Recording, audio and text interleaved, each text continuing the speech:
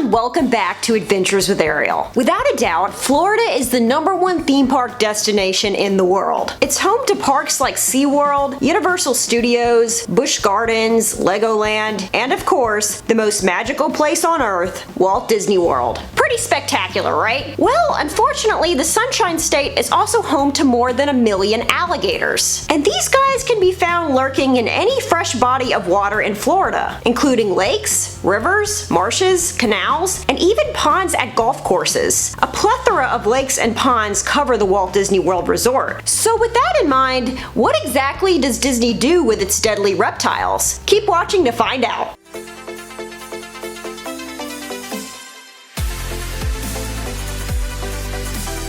Fair warning, I'm about to get a little personal. So 3 years ago, I got engaged at Disney's Polynesian Resort while watching the fireworks show Wishes over the Seven Seas Lagoon. It was an incredible night, and to be frank, it was everything I ever hoped it would be. But little did I know in that moment that Orlando was about to face a storm of tragedy. The Pulse nightclub shooting would occur later that night, and just 2 days later, 2-year-old Lane Graves was playing in the Seven Seas Lagoon when an alligator attacked him and pulled him into the water. It was a strange time to be in Orlando. My husband and I actually postponed announcing our engagement because it just didn't feel like the right time with everything going on, and it was crazy to think that the very lagoon where I felt so ecstatic just 2 nights before would a few days later produce something right out of a nightmare. I, like many others, was not aware of how many alligators were lurking in those waters. The shores of the resorts were treated like beaches, and people would wade into the water all the time. It just seemed like no big deal, and if you're not from Florida, you don't really think of a lake as being home to deadly animals. But Disney is very aware of how large their gator population is. According to state records,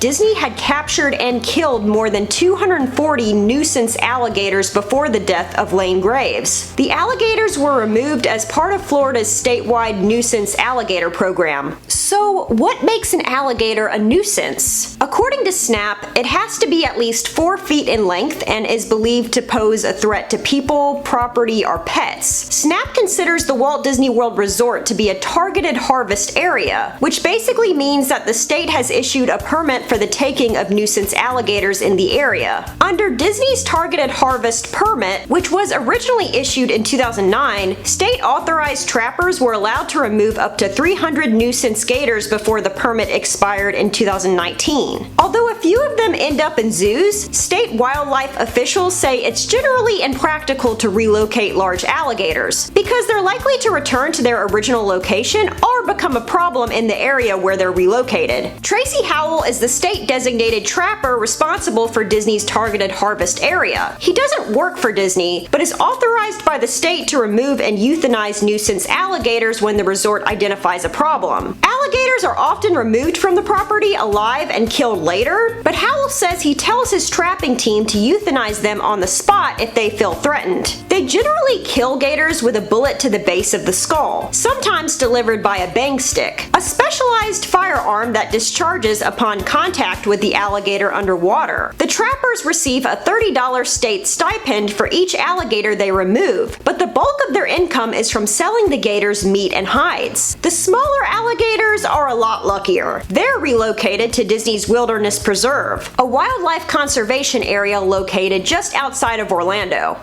Following the death of Lane Graves, Disney placed warning signs, fences, and piles of large rocks along all bodies of water on property, advising guests to stay away. Not to mention they removed and altered many crocodile and alligator references from Disney attractions. For example, they wiped out a popular one-liner from Jungle Cruise that warned parents to, quote, "Watch your children or the crocodiles will." There's also been a rapid increase in gator captures. In the 50 15 months before the deadly attack, trappers removed 45 nuisance alligators from Disney property, but 95 alligators had been captured in the 15 months after that attack, more than double the previous amount. The Florida Fish and Wildlife Conservation Commission has issued a revised permit to Disney, allowing them to remove up to 400 alligators through April 2023. The previous permit had only allowed 300 removals. So with a little help from the state of Florida, Disney has been extremely successful in eliminating more alligators than ever before. But how much is too much? Believe it or not, there have only been 23 fatal alligator attacks in Florida since 1973. And while gators are often spotted at the Walt Disney World Resort, there has only been one other known attack. In 1986, Paul Santamaria suffered serious injuries when he was attacked by a gator at Disney's Fort Wilderness Campground. It came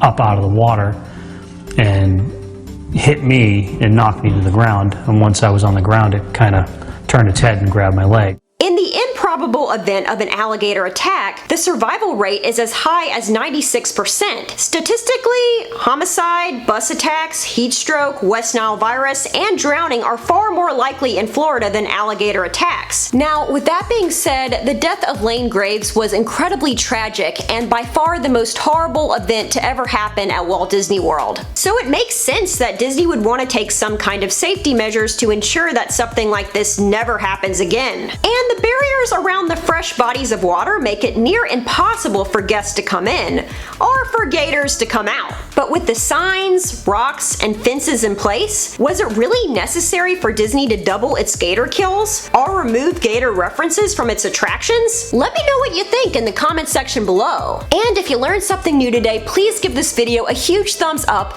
as well as hit that subscribe button down below for new Disney content every single week. Y'all might have noticed I've been a little flaky with my videos lately. Sometimes I miss a week here or there, but I'm really trying to stay consistent with this content and get something out to y'all every single week. So I really hope you'll keep watching and make sure to hit that notification bell as well so you'll be notified every time I post a new video. Alright y'all, thank you so much for watching, and as always, have a magical day!